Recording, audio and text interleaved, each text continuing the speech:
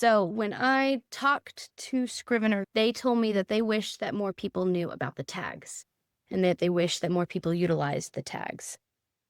And so there are several ways to view the tags. In this little view over here, you'll see them as these colorful blocks.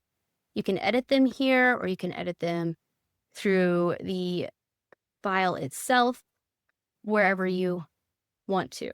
So how you're going to make a tag is, oh, cool, I was able to move that. All right, so this is his chapter, and I would like to tag it as that. You're going to come over here to the right side, move that so I can see. Right side under the inspector, you're going to have those 5 little icons. You're going to want the little tag icon. And sometimes it's hiding on the bottom, sometimes it's somewhere you want keywords. And you're just going to click that, and you're going to start typing whatever tag you want. So whatever tag you want, you just type it and click enter.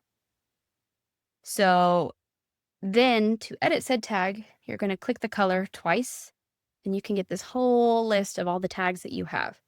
So what I have going is a tag for each character.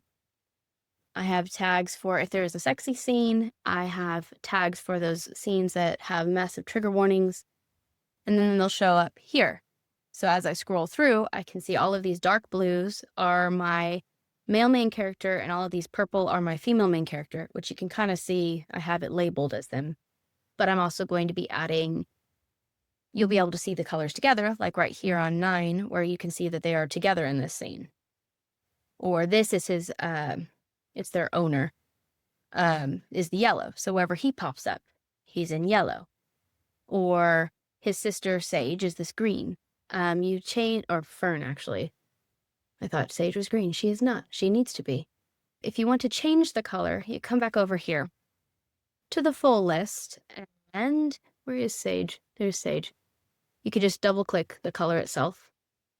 And then you get the giant color wheel that you can make whatever pretty color you want to make for that character. And then that color will pop up for them. One of the cool things about this is, other than just a really easy label to see everything that goes on in here, is up here on the upper left-hand side. If you click the inspector, the little search icon, click that and say, I want to know all of these chapters that have trigger warnings.